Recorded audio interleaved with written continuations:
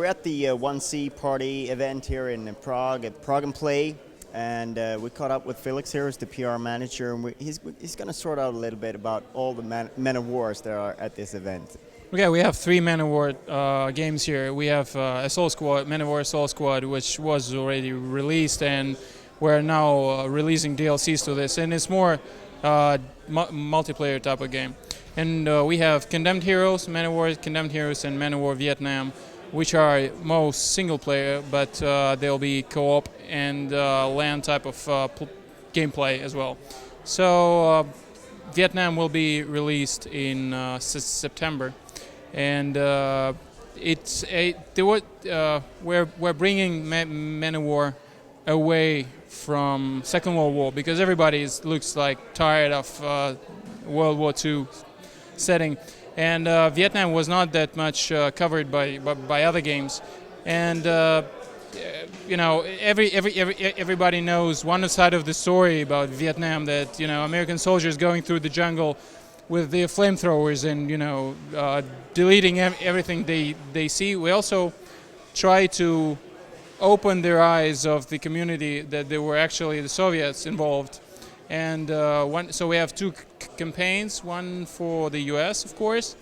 The guys just go through the jungle and, you know, different, and we picked up the actual battles, actual events that were during the Vietnam War, and we somehow put them in the game, so people will almost replay the actual events of the war.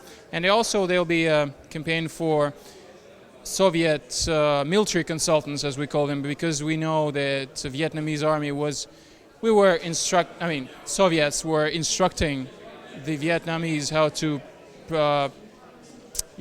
fight against the incoming U.S. guys. So another campaign will be dedicated to Soviets joined by a couple of Vietnamese, and they'll go through the jungle, you know, trying to prevent U.S. from capturing their country. And so how would you say that the Men of War concept fits with this war? Because it is a little bit different than what you've experienced before. I mean, Men of War is it's a game about brave soldiers. It doesn't matter if it's a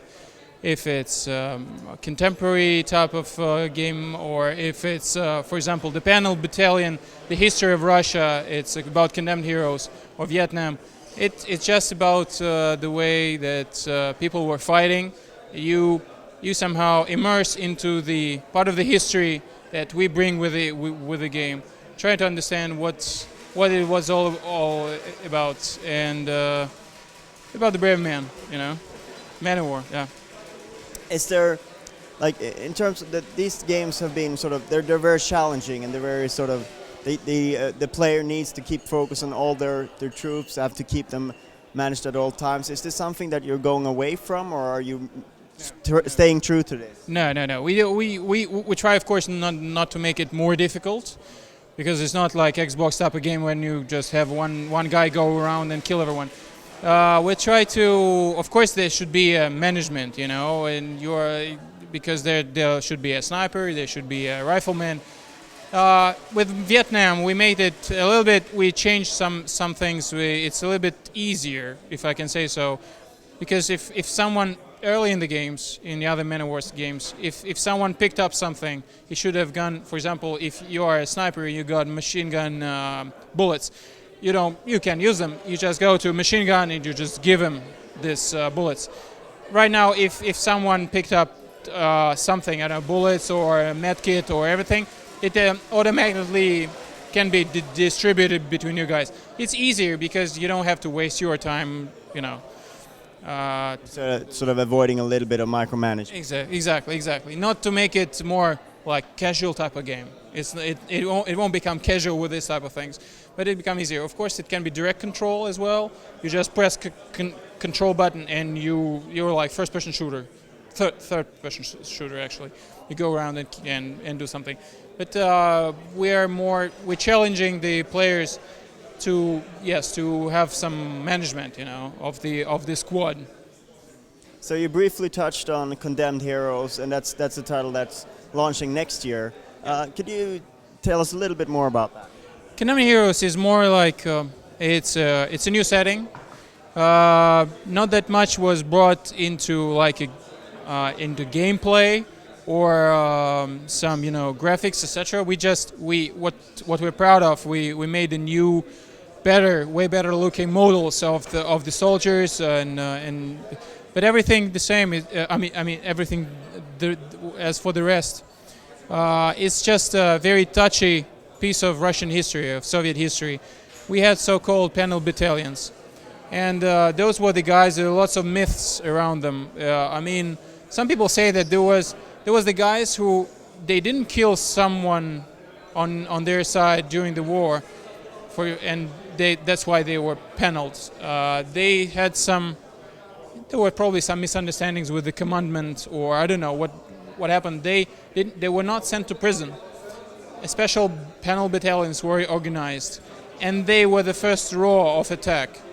And some people say that there were even some guys behind them with the rifles controlling so that they don't retreat.